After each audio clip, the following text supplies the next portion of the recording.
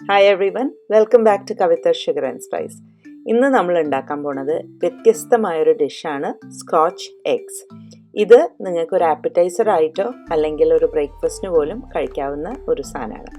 അതിനായിട്ട് ആദ്യം ഞാനിവിടെ 2 മുട്ട പുഴുങ്ങി തോടൊക്കെ കളഞ്ഞ് വെച്ചിട്ടുണ്ട്. ഇനി ഒരു പാത്രത്തിലേക്ക് ഒരു 250 ഗ്രാം ഗ്രൗണ്ട് ചിക്കനാണ് ഞാനിവിടെ യൂസ് ചെയ്യുന്നത്. ഏകദേശം 1 പൗണ്ടോളം വരും. ഗ്രൗണ്ട് ചിക്കൻ ഇല്ലയെന്നുണ്ടെങ്കിൽ ബോൺലെസ് ആയ ചിക്കൻ ബ്രസ്റ്റ് വാങ്ങിയിട്ട് നിങ്ങൾക്ക് മിക്സിയിൽ അടിച്ചെടുക്കാവുന്നതേ ഉള്ളൂ. അതിലേക്ക് ഒരു 1/4 കപ്പ് സ്പ്രിംഗ് അനിയൻസ് ചെറുതായി അരിഞ്ഞതും ഒരു 2 വെളുത്തുള്ളി പൊടിയായി അരിഞ്ഞതും അതും കൂടി ചേർത്തു.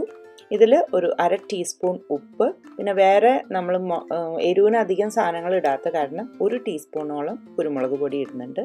പിന്നെ ഒരു 1/4 ടീസ്പൂൺ പപ്രിക്ക, ഇത് ഓപ്ഷണലാണ് കേട്ടോ. പിന്നെ ഒരു 2 ടീസ്പൂൺ അരിപ്പൊടിയും ഒരു 1/2 ടീസ്പൂൺ മൈദയും. ഇത്രയും ചേർത്തതിന് ശേഷം നമുക്കിത് നന്നായിട്ടൊന്ന് മിക്സ് ചെയ്തെടുക്കണം.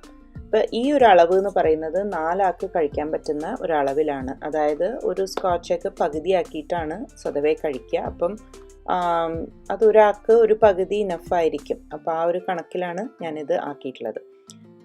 അങ്ങനെ നമ്മുടെ ചിക്കൻ ഇവിടെ റെഡി ആയിട്ടുണ്ട്. ഇനി നമുക്കിത് എങ്ങനെ അസംബിൾ ചെയ്യേണ്ടതെന്ന് നോക്കാം. അതിനായിട്ടൊരു പ്ലേറ്റിൽ ഞാനൊരു ക്ലിംഗ് റാപ്പ് എടുത്തിട്ടുണ്ട്. ഇത് എൻ്റെ ഒരു ഇങ്ങനത്തെ ഒരു മെത്തേഡ് ചെയ്യണമെന്ന് മാത്രം കേട്ടോ. വേണമെങ്കിൽ കയ്യിലിട്ടിട്ട് ചെയ്യാം. എന്നിട്ട് അതിലേക്ക് എണ്ണ ഒഴിക്കുക, നമ്മുടെ കയ്യിലും കുറച്ച് തടവുക. എന്നിട്ട് ഏകദേശം ഒരു മുട്ടയുടെക്കാളും കുറച്ച് വലുപ്പത്തിലുള്ള ഒരു ഉണ്ട എടുക്കുക. എന്നിട്ട് അതിനെ കൈ കൊണ്ട് പ്രസ് ചെയ്ത് ഇങ്ങനെ പരത്തി കൊടുക്കുക. അപ്പോൾ കയ്യിൽ എണ്ണ തേച്ച കാരണം അത് ഒട്ടാതെ നമുക്ക് പരത്താൻ പറ്റും. റാപ്പിലും നമ്മൾ എണ്ണ തേച്ചിട്ടുണ്ടല്ലോ. എന്നിട്ട് ഒരു മുട്ട അതിൻ്റെ ഏകദേശം നടുഭാഗത്തായി വെച്ചിട്ട് ഇതുപോലെ ഫോൾഡ് ചെയ്തെടുക്കുകയാണെങ്കിൽ നമുക്ക് വളരെ എളുപ്പത്തിൽ അധികം മെസ്സി അല്ലാതെ നല്ല നീറ്റായിട്ടുള്ള സ്കോച്ച് എഗ്സ് ഉണ്ടാക്കാം. അപ്പം എന്നിട്ട് അതിൻ്റെ ആ എഡ്ജസൊക്കെ കൂടെ ഒന്ന് ഒട്ടിച്ചു കൊടുക്കുക. അതിൻ്റെ മുകളിലും താഴ്ഭാഗത്തും കുറച്ച് എക്സ്ട്രാ ഇറച്ചി ഉണ്ടാവും. അപ്പോൾ അതൊന്നെടുത്ത് മാറ്റിയിട്ട് അത് നന്നായി അടച്ചു കൊടുക്കുക. ഇത് നന്നായി ഫോൾഡായി മുട്ടയെ കവർ ചെയ്തു എന്നുള്ളത് ഉറപ്പ് വരുത്തണം. നല്ലൊരു സ്മൂത്ത് ആക്കിയിട്ട് ഇതുപോലെ റെഡിയാക്കുക. ഇനി ഞാനിവിടെ ഒരു പാത്രത്തിൽ ഒരു എഗ് വൈറ്റും മറ്റൊരു പാത്രത്തിൽ കുറച്ച് ബ്രെഡ് ക്രംസും എടുത്തിട്ടുണ്ട്. എഗ് വൈറ്റിലൊന്ന് എഗ് വാഷ് ചെയ്തെടുക്കുക. വളരെ ശ്രദ്ധിച്ചിട്ട് വേണം, കാരണം ഇത് അങ്ങനെ അത്ര ഹാർഡല്ലല്ലോ. അപ്പോൾ കുറച്ച് ഷേപ്പൊക്കെ മാറാതെ ഇരിക്കാൻ ശ്രദ്ധിക്കുക. ബ്രെഡ് ക്രംസിലിട്ട് റോൾ ചെയ്യുന്നതിന് മുന്നേ ഞാനിതുപോലെ കുറച്ച് ബ്രെഡ് ക്രംസ് സ്പൂൺ കൊണ്ട് ഇട്ട് കൊടുക്കും. അപ്പോൾ അതിനൊരു സ്റ്റിഫ്നെസ് വരും.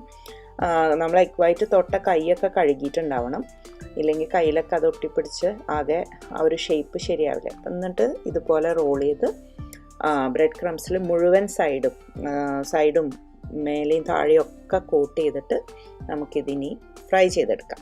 അതിനായിട്ട് ഈ ചീനച്ചട്ടിയിൽ ഞാൻ എണ്ണ വെച്ചൊരു മീഡിയം ഫ്ലെയിമിലാണ് വെച്ചിട്ടുള്ളത്. ആദ്യം ഒന്ന് എണ്ണ ചെക്ക് ചെയ്ത് നോക്കിയതിൻ്റെ ശേഷം നമ്മുടെ സ്കോച്ച് എഗ്സിനെ അതിലിട്ട് തുടരെ ഇളക്കി കൊടുക്കണം. കാരണം എല്ലാ സൈഡും അത് കുക്ക് ചെയ്ത് വരാൻ, റോ ചിക്കൻ ആണല്ലോ യൂസ് ചെയ്തത്, അപ്പോൾ അത് കുക്ക് ചെയ്ത് വരണം. അതുകൊണ്ട് തന്നെ ഒരിക്കലും ഹൈ ഫ്ലെയിമിൽ ഇത് നേരെ കൊണ്ടിടരുത്. പുറമേ കരിയും, അകം വേവില്ല.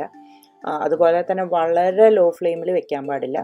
ഒരു മീഡിയം അല്ലെങ്കിൽ മീഡിയം ടു ലോ അങ്ങനെ ഒരു ഫ്ലെയിമിൽ വേണം വെക്കാൻ. എല്ലാ സൈഡും തിരിച്ചും മറിച്ചും ഇതുപോലെ നിർത്തിയിട്ടും ഒക്കെ എല്ലാ സൈഡും കുക്കായി എന്ന് ഉറപ്പ് വരുത്തണം. അപ്പോൾ എല്ലാ സൈഡും ബ്രൗണായി ഇങ്ങനെ ഒരു ഗോൾഡൻ ബ്രൗണിനേക്കാളും കുറച്ചൊരു ഡീപ്പർ ആയ ഒരു കളറായി കഴിയുമ്പം നമുക്ക് ഇതിനെ അടുപ്പത്തു നിന്ന് എടുത്ത് മാറ്റാം. ഇനി നമുക്ക് ഇത് മുറിച്ച് നോക്കാം. അപ്പോൾ ഒന്ന് തണിഞ്ഞതിന് ശേഷം മുറിക്കുന്നതാണ് എപ്പോഴും നല്ലത്. വല്ലാതെ ചൂട്ടിൽ മുറിക്കണ്ട, അപ്പോഴേ അത് നല്ല ഒരു ഷേപ്പിൽ നമുക്ക് കിട്ടുള്ളൂ. അപ്പോൾ ഞാൻ നേരത്തെ പറഞ്ഞ പോലെ ഇതിൻ്റെ ഒരു സൈഡ് ഒരാൾക്കൊരു ചായയുടെ കൂടെയൊക്കെ കഴിക്കാൻ ധാരാളമായിരിക്കും. കാരണം മുട്ട മാത്രമല്ലല്ലോ, അതിനെ കവർ ചെയ്തിരിക്കുന്നത് ചിക്കനുമാണ്. അപ്പോൾ നല്ലൊരു ഹെവിയായ സ്നാക്ക് തന്നെയാണിത്. അപ്പോൾ എൻ്റെ ചാനൽ ഇതുവരെ സബ്സ്ക്രൈബ് ചെയ്തിട്ടില്ലെങ്കിൽ സബ്സ്ക്രൈബ് ചെയ്യാൻ മറക്കരുത്. Thank you for watching my video. അടുത്ത തവണ വീണ്ടും വ്യത്യസ്തമായൊരു റെസിപ്പി ആയിട്ട് കാണുന്നവരെ take care and have a wonderful day. By.